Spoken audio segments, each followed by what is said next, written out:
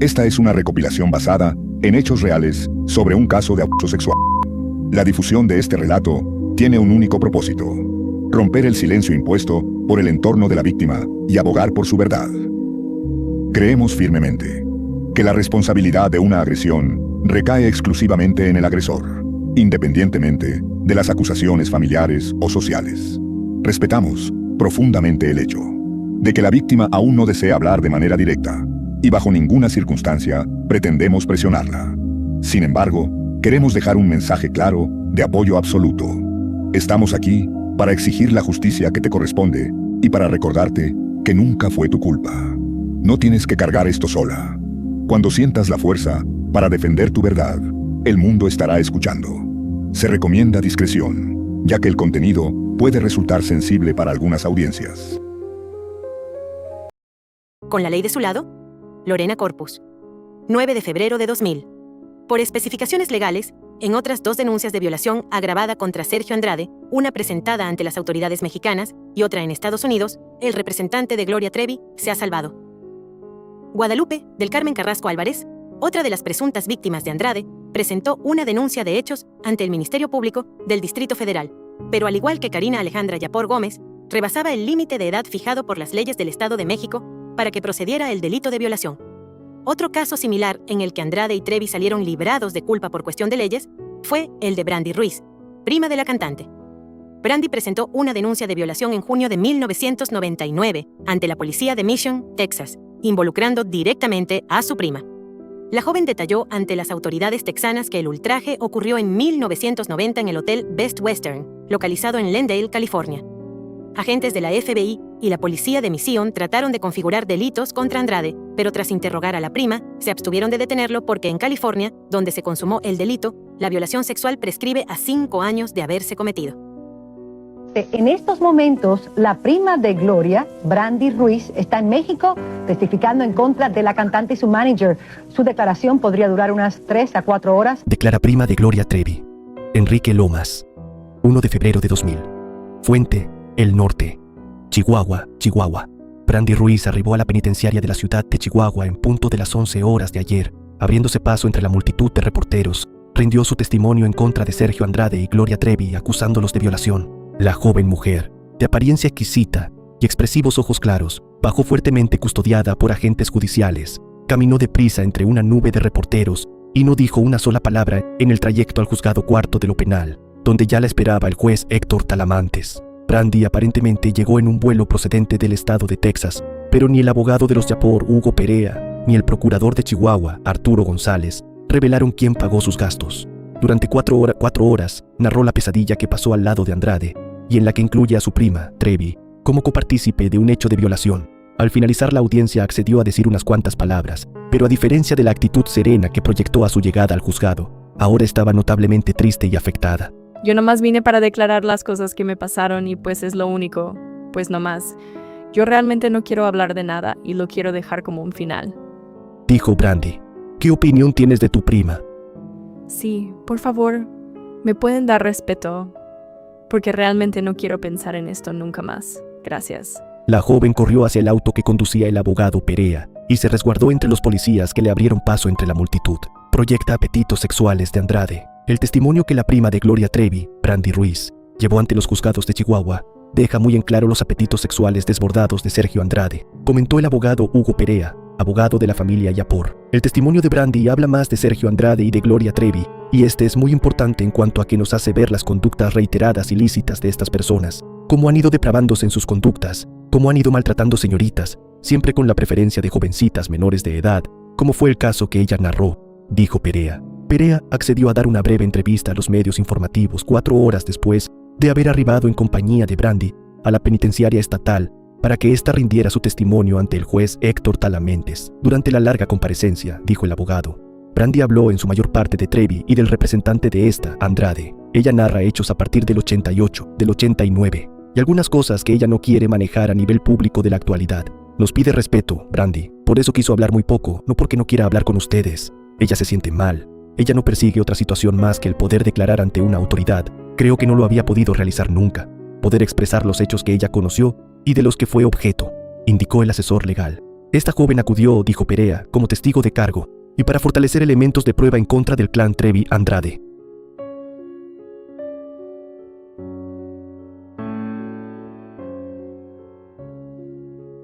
Ratifica acusación prima de Trevi. Enrique Lomas. 1 de febrero de 2000. Fuente: El Norte. Chihuahua, Chihuahua. Brandy Ruiz. Arribó a la penitenciaria de la ciudad de Chihuahua en punto de las 11 horas de ayer. Se abrió paso entre la multitud de reporteros para rendir su testimonio, en el cual ratificó las acusaciones contra Sergio Andrade y Gloria Trevi por violación. Pero el testimonio directo no se dio a conocer a la prensa. El testimonio que la prima de Trevi llevó ante los juzgados deja muy en claro los apetitos sexuales desbordados de Andrade, comentó el abogado Héctor Hugo Perea, abogado de la familia de Karina Yapor. El testimonio de Brandy habla más de Sergio Andrade y de Gloria Trevi, y este es muy importante en cuanto a que nos hace ver las conductas reiteradas ilícitas de estas personas, cómo han ido depravándose en sus conductas, cómo han ido maltratando señoritas, siempre con la preferencia de jovencitas menores de edad, como fue el caso que ella narró, dijo. Perea accedió a dar una breve entrevista a los medios informativos, 4 horas 2 horas después de haber arribado en compañía de Brandy a la penitenciaria estatal, para que ésta rindiera su testimonio ante el juez Héctor Talamantes. Durante la comparecencia, dijo el abogado, Brandy habló en su mayor parte de su prima y del representante de esta, Andrade. Ella narra hechos a partir del 88, del 89, y algunas cosas que ella no quiere manejar a nivel público de la actualidad, expresó. Nos pide respeto, Brandy, por eso quiso hablar muy poco, no porque no quiera hablar con ustedes. Ella se siente mal, ella no persigue otra situación más que el poder declarar ante una autoridad. Creo que no lo había podido realizar nunca. Poder expresar los hechos que ella conoció y de los que fue objeto. Al llegar, la joven bajó de su auto custodiada por agentes judiciales, caminó deprisa entre una nube de reporteros y no dijo una sola palabra en el trayecto al juzgado. Al finalizar la audiencia accedió a decir unas cuantas palabras, pero a diferencia de la actitud serena que proyectó a su llegada al juzgado, ahora estaba notablemente triste y afectada. El presente relato fue construido a partir de 2 fuentes clave. La entrevista de Jimena Diego a Brandy Ruiz, en el libro El Misterio Revelado, y su testimonio plasmado en el libro de Carla de la Cuesta, Todo a la Luz, en base a sus declaraciones del expediente de Chihuahua. La historia de Mariana fue similar y diferente a la de Aline. Similar porque los sueños y los motivos que la acercaron a Sergio fueron los mismos, y diferente porque la relación que ella entabló con él fue de otra índole. A diferencia de Aline, Mariana no escribió ningún libro, no hizo terapia, y tardó varios años en hablar de sus experiencias al lado de Sergio. Incluso a fines del año 2001, cuando pasé con ella más de 3 días para conocer su testimonio, esta mujer de 28 años no podía dejar de recordar amargos episodios sin derramar más de una lágrima. Toda una sorpresa. A primera vista, Mariana es una mujer fuerte y hermosa. Tiene la piel color canela, los ojos verdosos y una sonrisa amplia que muestra a menudo. Tiene también un hijo que debió criar soltera. Vive en pareja, trabaja y pinta cuadros. Hablando de esta y otras fobias, su vida parece marcada por un antes y el después. Mariana ya perdió todo interés en grabar un disco, y nada le causa más fobia que la industria del espectáculo. B. René. 31 de enero del 2000. 11:20 horas. Aquiles Cerdán, Chihuahua. Para que señale si se encuentra ligada con las inculpadas o ofendidas por algún vínculo de parentesco, amistad o cualquier otro, y si tiene motivo de odio o rencor hacia los señalados. No, nada. Gloria Trevi es mi prima. De todas las adolescentes que rondaban por las oficinas de Sergio, a mediados de los 90, había una que no era de México y que no hablaba bien español. Era la prima de Gloria, la hija menor de Manuel y Geneva Ruiz, y la única en la escuela que no llevaba el pelo por la cintura. Mariana Ruiz, Marianita, como la llamaban sus bisabuelos Aurora y Luis, no era como las demás en el grupo de Gloria. No era delgada, no intercambiaba su ropa con las demás, y tampoco le hablaba a Sergio con actitud servil. Mariana era rara. Tenía el pelo corto, jamás usaba shorts y se maquillaba demasiado. No vivía con ellas. De hecho, Mariana no sabía que las amigas de Gloria durmieran allí en la escuela. Ella vivía en la casa de doña Justina, la madre de Sergio. Cuando Mariana se reencontró con Gloria, casi 10 años después de haber perdido contacto, el sueño de su prima se había hecho realidad. Yoyis se había convertido en Gloria Trevi, esa cantante desfachatada que daba brincos por todo el escenario, que llevaba las greñas como una salvaje y que se tiraba al piso como una poseída. Tenía la voz áspera y usaba campera de cuero negra. Era otra persona. Y a Mariana no le disgustó el cambio. El personaje de la Trevi le parecía divertido y las canciones pegadizas. Además, admiraba de todo corazón que su prima estuviera cantando en un escenario frente a tanta gente y que lo hiciera tan bien, tan desenvuelta. En los últimos años, era Mariana quien cantaba sola, en su cuarto o en el baño, un extenso repertorio de canciones, y soñaba con hacerlo algún día frente al micrófono de un estudio de grabación. Había tomado clases de canto, pero no mucho más.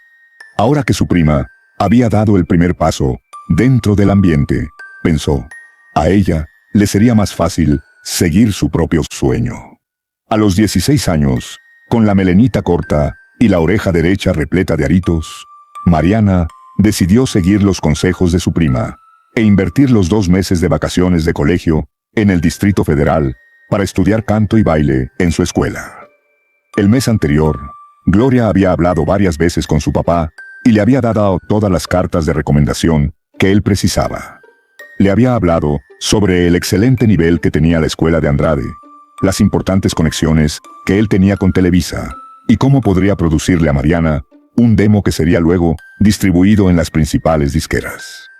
El representante, por otro lado, ya era conocido dentro de la familia Ruiz Arredondo. La notable influencia que él había ejercido en la carrera de Gloria hacían de Sergio un hombre de confianza y un maestro en su oficio. Para mí, Sergio era un amigo de la familia que me estaba haciendo un favor, recuerda Mariana. La propuesta que el productor le había hecho a don Manuel Ruiz, hermano menor de la señora Gloria, no podía ser más clara. 31 de enero del 2000, 11:20 horas. Aquiles Cerdán, Chihuahua. Más bien, viene a decir lo que pasó para ayudar a traer justicia. Sí, lo conozco a Sergio Andrade. La primera vez que lo conocí fue en el 88. Era promotor de mi prima Gloria Trevi, que en ese entonces era Gloria Treviño. Yo estaba en McAllen con mis papás. Sabíamos que teníamos una prima que trataba de ser famosa, pero no nos llevábamos bien con ella porque ella estaba en su onda. Y su mamá también, y no nos dio mucho tiempo de convivir con ella. Llegamos a la casa de mi tía Gloria, mamá de Gloria Trevi. Ahí estaba con su promotor, Sergio Andrade. Y fuimos varios primos y tías a verlos. En la plática, una de mis tías les comentó que yo cantaba y otra prima. Y les dijo que si les interesaría escucharme cantar. Y bueno, me escogió Sergio. Le hicieron el comentario a mi papá que yo me fuera a estudiar a México para lanzarme como cantante. Y mi papá me dijo que no, que eso para nada. Para este entonces era cuando yo tenía 12 o 13 años. Esto era 2 años antes del 88. Pues claro que mi papá no me dejó ir. Yo decía, ¿cómo es posible que mi papá me esté echando a perder mi futuro? Pero al final de cuentas no fui. Gloria fue muy insistente de hablarle a mi papá cada 3 meses, diciéndole que le interesaba a Mariana. Porque me decían así. Mi papá definitivamente le dijo que no. Y pasaba un año y Gloria seguía tratando de convencer a mi papá. Y venía a Monterrey o a McAllen, según donde estuviéramos. Y a veces venía Sergio, quien hablaba con mi abuelita, y Gloria con mi papá. De lo que yo sé, buscaron a mi abuelita para que ésta convenciera a mi papá. Pasaron como 2 años o año y medio. Por fin mi abuelita convenció a mi papá a que me dejara ir. Bueno, para ese entonces esto sí era como en 88, más o menos cuando yo tenía 15 años. Por alguna razón, Mariana pensó que la escuela de Andrade era parte de Televisa. Cuando fuimos a los estudios de Televisa, recuerda, Sergio era amigo de todo el mundo. Me presentó a Raúl Velasco, a los integrantes del grupo Flans. Parecía que él trabajara ahí. Era obvio que Andrade tenía excelentes contactos y conocía perfectamente el mercado. Esta fue también la percepción de su padre, que invirtió en el demo de su hija una exorbitante suma de dinero. Mi papá le pagó a Sergio $150,000 por la grabación del demo. Y aquel verano, Mariana llegó al distrito acompañada por Gloria. Su prima, cuenta Mariana, la había ido a buscar a Monterrey para traerla a la ciudad, para que todo fuera más fácil de asimilar. Al llegar, un hombre de unos 65 años las estaba esperando. Era don César. el chofer de Sergio. Se subieron al auto, un Shadow blanco, y fueron directo a la casa de huéspedes. Mariana dormiría en el hospedaje, donde se alojaba Gloria, que casualmente era la casa de doña Justina. Las dos primas compartirían la misma habitación, un cuarto de 2 camas, con un armario de un lado y una ventana grande del otro. El apartamento quedaba en los alrededores de la Facultad Iberoamericana, una zona tranquila de viviendas bajas, y que quedaba a 20 minutos en automóvil de la escuela de Andrade, en la colonia tabacalera. Mariana nunca había pasado demasiado tiempo en esta ciudad y tampoco se sentía cómoda estando sola. Alrededor de las 5. Si no salía con Gloria o con alguna amiga, Mariana volvía a su casa con el mismo chofer. En la escuela, Mariana tomaba clases de danza jazz, canto y actuación. Todo parecía de lo más cotidiano. Había, sin embargo, un detalle que a Mariana le llamó la atención. Había un grupito de mujeres que asistía a las clases, pero que parecía moverse en otra órbita. Había un grupo de chicas que siempre estaba allí cuando yo llegaba, y que se quedaba cuando yo me iba. Pensé que era el grupo de amigas de Gloria, las chicas que estaban siempre con ella y que se conocían desde hacía más tiempo. Este grupo sí que era raro, continúa Mariana. Cuando ella llegaba y saludaba, nadie le respondía el saludo. Salvo su prima, nadie le dirigía la palabra. Un día le pregunté a Gloria qué les pasaba que no me saludaban, y me dijo: «Ah, no, es que así son. No les hagas caso. Están en sus cosas».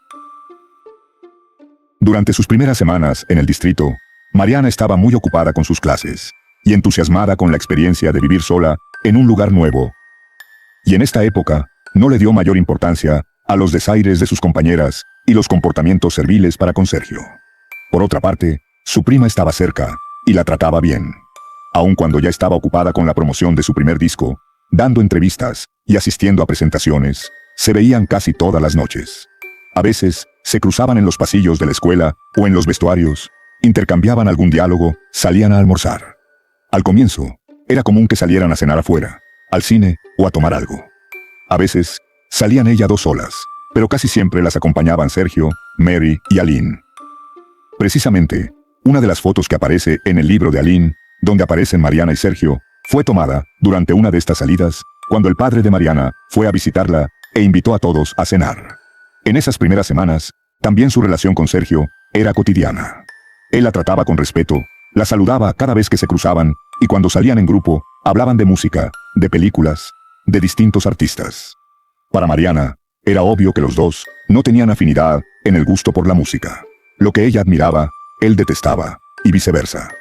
Pero los dos charlaban, según ella, nunca salieron solos, ni a cenar, ni al cine, y él nunca le hizo una propuesta indecente. Sus conversaciones tampoco fueron íntimas, sino más bien profesionales. Sergio le daba consejos, le insistía en que debía bajar de peso y cuidar su imagen si quería tener éxito frente a las cámaras. A veces, sin embargo, aparecían comentarios no del todo apropiados. Pero con el correr de los días, la vida en la escuela se fue haciendo más rutinaria y solitaria. Todo comenzó de manera sutil, con los comentarios despectivos que Mariana ya conocía y las burlas tontas. Pero de repente, sin razón aparente, las amigas de Gloria dejaron de hablarle. Un día, todas dejaron de hablarle y la ignoraron por completo. Y al día siguiente, lo mismo hablaban entre ellas, como si ella no estuviera. Ni siquiera la miraban.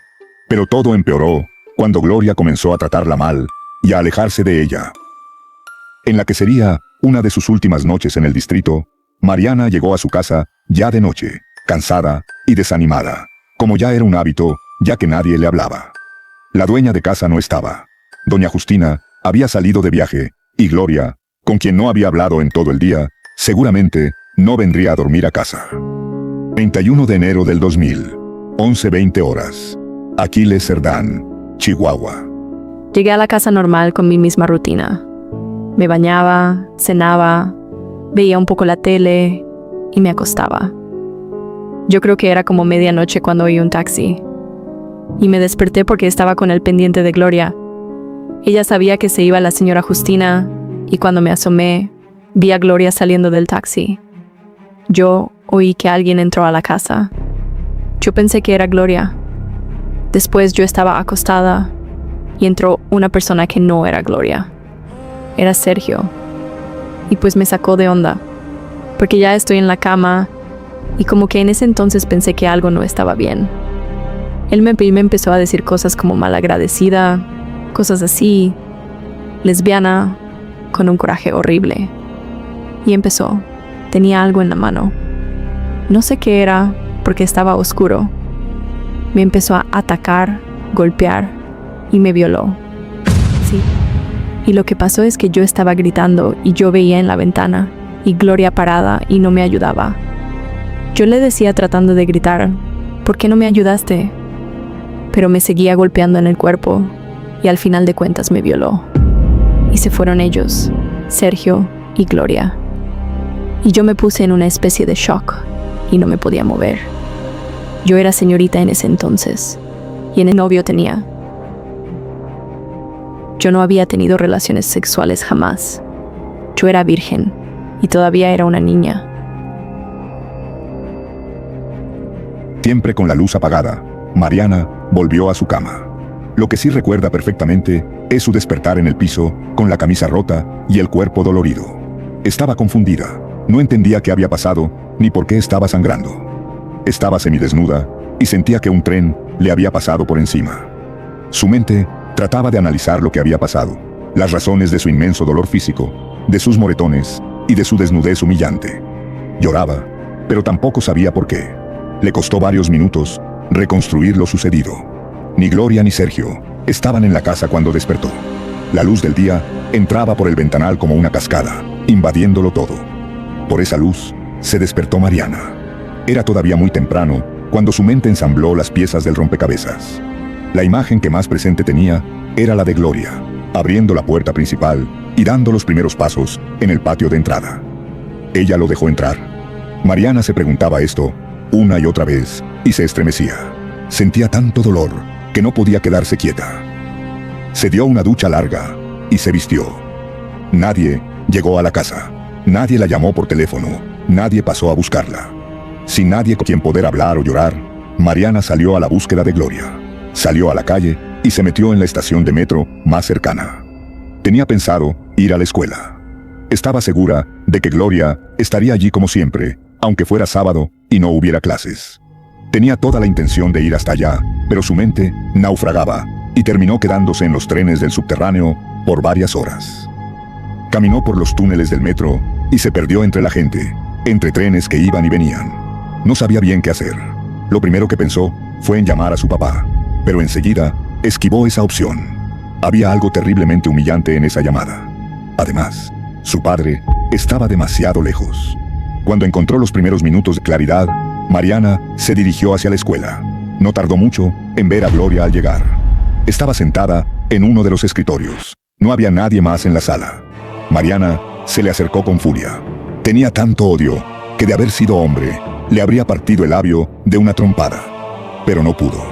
En su lugar, la amenazó. Told her, "You're going to pay for this." Le dije, "Me las pagarás por esto." No recuerda qué más le dijo, pero alguna de sus amenazas definitivamente la asustó. She was freaking out. Estaba llena de pánico. Enseguida comenzaron a pelear como jamás lo habían hecho. Gloria me vino a buscar y yo estaba llorando y le dije, ¿por qué no me ayudaste? ¿No viste lo que me pasaba y por qué no me ayudas? Y me dijo, es que tú hiciste enojar mucho a Sergio, tú tienes la culpa, tú lo provocaste. Y me dijo, Gloria, si tú conoces muy bien a tu papá y si le dicen esto, tu papá me mata a mí, a Sergio, a mi papá, y eso va a caer en tus manos. Yo le dije que yo me tenía que ir y ella me dijo, voy a inventar muchas cosas de ti. A pesar del desahogo que significó la pelea, la opresión que Mariana sentía en el pecho iba en aumento. Todavía no podía salir del estado de shock. Lo único que atinó a hacer fue cambiar su pasaje de regreso para viajar esa misma noche. Al día siguiente, Mariana estaba en su casa de Texas, con su familia y sus cosas. Se sentía protegida, pero estaba tan deprimida que tampoco le importaba demasiado quién la rodeaba. En los días siguientes a su llegada, varias veces trató de acercarse a su papá para contarle lo sucedido. Le costaba muchísimo dar el primer paso. Esperaba que su padre la animara con preguntas o acosándola con sospechas. Pero eso no sucedió. Y Mariana dejó a su padre desinformado de todo cuanto había sucedido en México. Internamente, Mariana había decidido no volver a ver a Sergio ni a su prima. Y eso incluía, claro, la cancelación del demo. La sola idea de volver a ver a Sergio la hacía sudar del pánico. Desde que había llegado a McAllen, a pesar de estar exteriormente más tranquila, tenía pesadillas casi todas las noches, o se despertaba en el medio de la noche sin razón, perturbada y confundida, como en la noche del ataque. Una tarde, con la mayor sutileza posible, Mariana le insinuó a su padre que no estaba segura de querer ir a Los Ángeles. Le quería decir a mi papá lo que pasó y mi papá me dijo cosas muy feas. Mi papá es una persona muy ruda, así se dice. Empezó a decir cosas groseras y empezó a decir que era fracasada, que se perdió el dinero si no regresaba. Pero me daba mucho miedo decirle porque me quería golpear, porque regresé, porque no sabía lo que me pasó. No podía decirle a nadie nada por la vergüenza. Como si nada hubiera sucedido, Sergio llamó por teléfono varias veces para hablar con su papá y mantenerlo al tanto. Cuando Gloria llamó desde México para asegurarle a su tío Manuel que el estudio de grabación estaba aguardando la llegada de Mariana, él le aseguró que pondría a Marianita en camino. Y así fue. Él mismo la llevó al aeropuerto, le deseó suerte, buen viaje y la dejó camino a Los Ángeles. Glendale, California. Mariana no peleó con su padre, tampoco habló con su madre ni con sus hermanas. Estaba tan deprimida que prefería no enfrentarse con nadie y hacer lo que su padre decía. Hacía lo que creía que debía hacer, sin pensar en nada más. Llegó a Los Ángeles sola, se registró en el hotel y fue a reportarse a los estudios de grabación, una casa mediana de ladrillos ubicada del otro lado del estacionamiento del hotel. Cuando llegó y tocó la puerta, la primera persona que le abrió fue Ice-T, que estaba grabando en ese momento. A Mariana le fascinó la coincidencia, no solo por el rapero, sino por lo que significaba. Una vez ahí, conoce a las 3 personas más buenas que ha conocido en su vida: Mike Fish, Mario Salinas y Sherry Salinas, los dueños de Milagro Sound Studios. Gracias a ellos, la estadía en Glendale fue mucho más agradable de lo esperado. Lo primero que hizo Sherry, la esposa de Mario, fue darle a Mariana las canciones que debía comenzar a estudiar. En los próximos días, ella tendría que juntarse con los ingenieros para probar sonidos y comenzar los ensayos, así que debía memorizar las letras cuanto antes.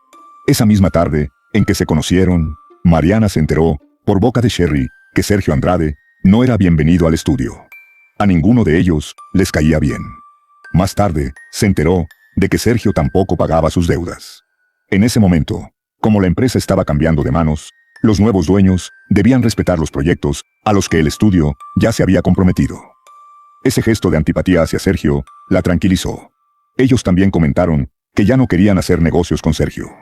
Ese tipo de comentario, al poco tiempo de conocer, creó entre Mariana y los 3 dueños del estudio un lazo invisible.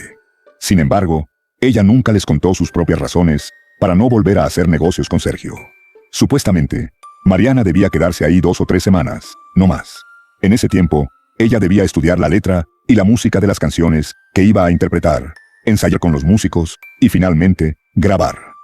Para estar sola, lejos de amigos y familiares, esas semanas podían hacerse pesadas, quizá por eso, o porque la veían demasiado pequeña.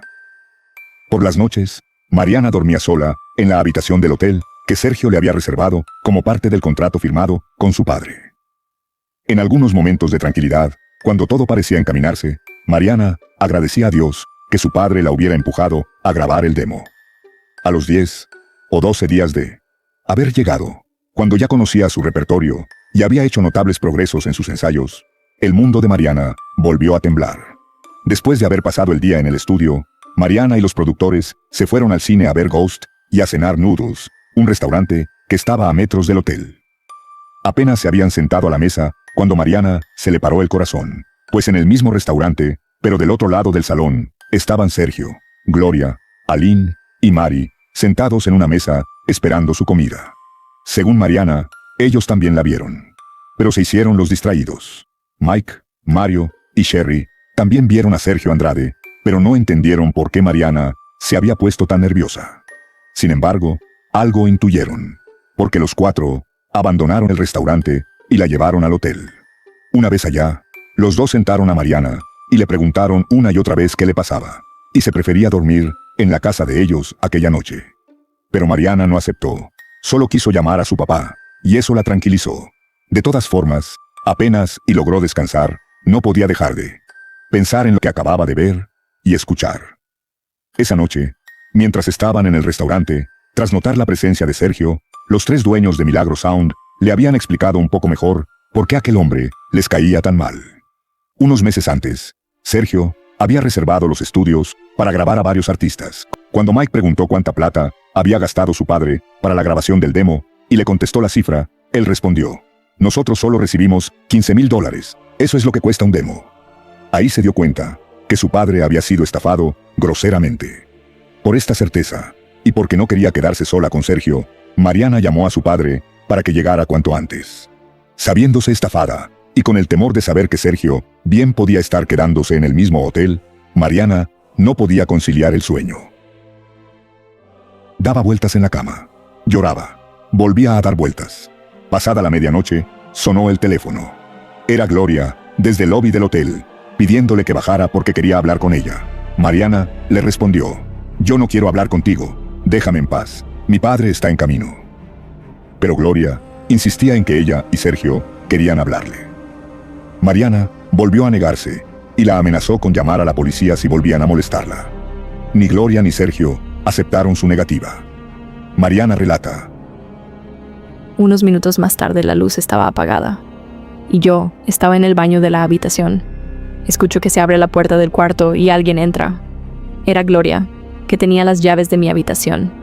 Cuando salgo del baño y los veo a los 2, Gloria me agarra, me saca del baño y me empuja a la habitación. Ella se encierra en el baño. Cuando entra Sergio, me empieza a pegar como loco otra vez. Esta vez tenía una barra de jabón en la mano y me golpeaba con eso. Y me violó otra vez. En ese momento me tenía en el pie y empezó aquí a hablar con la cara pegada a la mía. Si no haces esto ahora, lo tendrás que hacer más tarde. Mejor que te vayas acostumbrando. Me dijo que me iba a ir muy mal si decía algo. Perdónenme, pero estas personas me causaron mucho daño. En este acto, la Fiscalía solicita que se haga constar el estado emocional de la declarante al momento de referir los acontecimientos, en donde relata los actos sexuales y los maltratos que fueron impuestos por Sergio Andrade y Gloria Trevi, en lo referente a las conductas en las que hace referencia. Horas más tarde, alrededor de las 4 de la mañana, sonó el teléfono. Era el papá de Mariana. Ella no podía parar de llorar y apenas articulaba las palabras.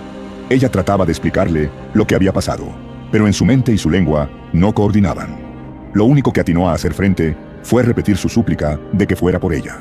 Por fin, su padre no esperó más y se tomó el primer vuelo a Los Ángeles. Para Mariana, que no había dormido en toda la noche y que se había quedado encerrada en el cuarto, esperando la llamada de su papá, escuchar nuevamente su voz fue un alivio. A mediodía, después de hablar con él por teléfono, salió corriendo del hotel y fue hasta el estudio de grabación. Gloria estaba ahí. «Mi papá está en camino», gritó Mariana para que todos la escucharan, incluido Sergio, que estaba en una de las oficinas. Mariana venía a pedirle a Mike o a Mario que la llevaran hasta el aeropuerto para volver. Buscar a su papá, pero fue Mike quien la llevó. Mariana vio a su papá y se echó a llorar desconsolada. No tenía contención. El padre la abrazó y le preguntó qué estaba pasando y qué tenía, pero cuanto más le preguntaba, más se bloqueaba. Así fue el viaje de vuelta a los estudios. Mariana llorando, su padre pidiéndole una explicación y Mike manejando, tratando de no involucrarse. Pero Mike sabía demasiado bien por qué lloraba Mariana, o creía que lo sabía. Cuando don Ruiz preguntó por enésima vez qué era lo que estaba pasando, Mike respondió por ella. Mike le explicó cuál era el verdadero costo de hacer un demo. Como Andrade había usado su dinero para producir otros proyectos y qué porcentaje del dinero había sido utilizado para el demo de Mariana. Cuando don Manuel Ruiz terminó de entender el robo del que había sido objeto, comenzó a echar fuego por los ojos. Quería agarrar el cuello de Andrade y dejarlo del tamaño de un anillo, cuenta Mariana. Los pasos de don Ruiz resonaban en los estudios. Andrade, sentado en un rincón, estaba inmóvil y permanecía en silencio. Era obvio que Sergio se moría del miedo. Pero cuando finalmente estuvieron los dos cara a cara, y Sergio trataba de articular una oración coherente, don Ruiz no lo dejó hablar. Acercó su rostro al de Sergio y rugió: «Te espero en 5 minutos en mi habitación». Mientras caminaban en dirección al hotel, don Ruiz le advirtió a su hija que la reunión entre él y Andrade sería a solas. Y así fue. Don Ruiz y Andrade no pelearon, tampoco se agredieron. Conversaron y llegaron a una. En definitiva, toda la discusión perseguía fines económicos.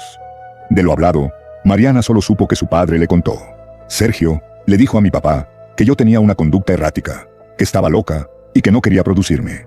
Le dijo que solo iba a producirme ese demo porque ya se había comprometido, pero mi padre tendría que encargarse de venderlo, porque él no quería trabajar más conmigo». Pero don Ruiz tenía otros temas en mente. Claro que el padre de Mariana preguntó por los $150,000 y dónde estaba el resto del dinero. Sergio le dijo que había calculado mal, que había sobrevaluado los costos y no tenía problema en devolverle el dinero. Yo no escuché toda la conversación, pero me acuerdo muy bien de ver a mi papá despedirse de Sergio después de la reunión y decirle: «Si no recibo mi dinero en 30 días, te buscaré y te mataré». Antes de finalizado el plazo, don Manuel Ruiz recibió en su domicilio un giro por el resto del dinero. Para entonces, padre e hija estaban de regreso en McAllen, sin demo, sin contrato y sin ningún futuro definido.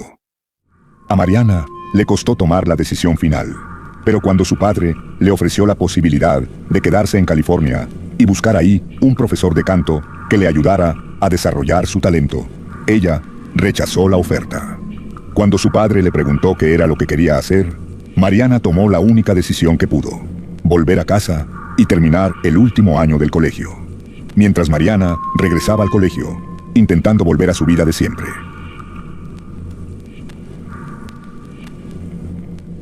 En el testimonio que se muestra a continuación, se retrata la actitud de Gloria y de su madre, cometiendo actos de persecución y acoso desde hace 3 décadas, incluso en contra de su propia familia. Yo ya no aguantaba el silencio. Tenía que decir lo que me pasó. Y busqué a un sacerdote y le conté lo que había vivido. Me dijo que tenía que ir a la policía, o si no, que buscara a alguna persona a quien se lo pudiera contar. Y la primera persona que se me vino a la mente fue mi abuelita. Cuando se lo conté, me dijo: «¿Cómo sabes que tú no lo provocaste?». Y me vio con cara de loca. Me dijo: «Tú no vas a repetir esto. Over my dead body. Si tú quieres lo mejor para ti y tus hermanas, no vas a decir nada». Cuando ella me dijo que me callara la boca, me hizo sentir que en mí era mi culpa, que yo provoqué. Me sentí histérica y no sabía a quién acudir. Cuando iba al mall, creía que los veía o soñaba que me estaban buscando, por lo que otra vez traté de hablarle a mi abuelita. Yo quería ir a la policía, pero no tenía el valor porque sentía que necesitaba el permiso de mi abuelita. La última vez que le dije fue cuando nació mi hijo. Así es como he vivido por 10 años. Un día hablé a mi casa buscando a mi hermana Mandy para decirle: «Wait, esto me pasó». Pero me contestó mi abuelita y le dije: «Necesito hablar con mi hermana». Me dijo: «¿Qué te pasó? ¿Tienes problemas con tu esposo?». Y le dije que no. Le dije que tenía muchos problemas porque recordaba lo que me pasó. Que de la nada todo se ponía negro y solo recordaba lo que me pasó. Otra vez mi abuelita me repitió todo lo que me dijo hace años, pero esta vez me lo dijo muy groseramente. Que tal vez yo lo provoque todo, que no diga nada, que sobre su cadáver, que no desentierre a los muertos, que porque los huesos apestan y salen gusanos. Hace 2 semanas me enteré que mi tía Gloria, mamá de Gloria Trevi, empezó a sacar unas historias muy raras.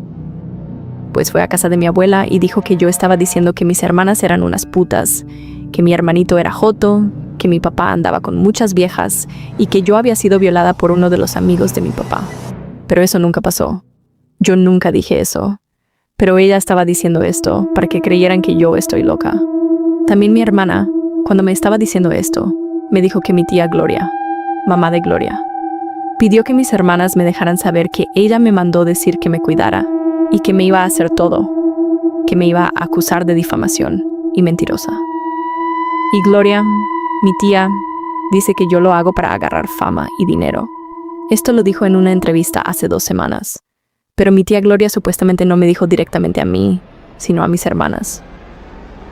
Cuida mucho a tu hermana. Voy a acabar con ella. No sabe con quién se está metiendo. DANB, C15 Minutos de Gloria. 15 de junio de 2000. Miami. El escándalo protagonizado por Gloria Trevi y su representante, Sergio Andrade, detenidos en Brasil y acusados de rapto y corrupción de menores, fue presentado en el programa Dateline de la cadena NBC a nivel nacional. En su programa semanal, la televisora difundió su reportaje en donde presentó a Trevi como cualquier estrella del rock estadounidense que surge a la fama, mencionando como ejemplos a Madonna, Britney Spears y Christina Aguilera. La historia de 15 minutos estuvo basada en el testimonio de Brandy Ruiz, prima de Trevi, residente de Texas, la cual reveló con lágrimas en los ojos que fue violada sexualmente en 2 ocasiones a partir de 1989 por Andrade ante la complacencia de Trevi. Brandy relató que, al igual que cualquier otra joven de 15 años de edad, tenía sueños de ser una estrella del rock, pero estos se frustraron cuando sufrió las violaciones. Me golpeó y abusó de mí sexualmente. Lloraba y mi prima estaba viendo en la ventana, denunció. Según Brandy, antes de la segunda violación en California, cuando le prometieron que grabaría, Trevi le dijo que si quería ser cantante tenía que acceder a los deseos de Andrade. Ella sabía lo que estaba haciendo. Él, Andrade, me golpeó en mi cuerpo y en mi cara, subrayó. Brandy nunca grabó, y su historia tampoco salió a la luz pública en el momento, ya que según ella, tras contarle lo que había sucedido a su abuela, que también lo es de Trevi, esta mostró más preocupación por proteger la carrera de Trevi que cualquier otra cosa. Lorena Corpus, 26 de octubre de 2000. Suárez acusó a las secciones Gente del Norte y Reforma de ocultar información al no publicar una entrevista con Brandy René Ruiz, prima de Gloria, que también asegura ser víctima del productor artístico.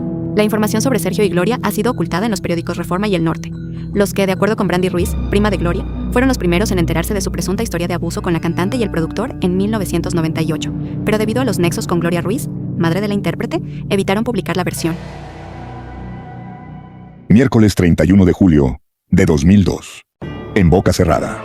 Por Claudia de Icaza. Seguro rodarán cabezas.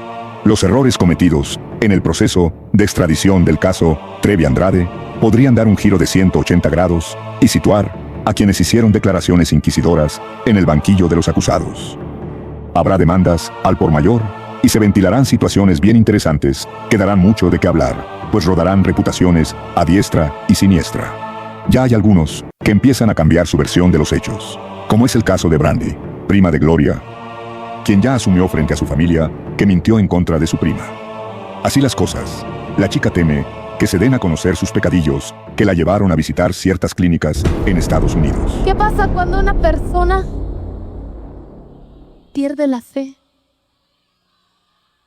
en el ser al que más le creía?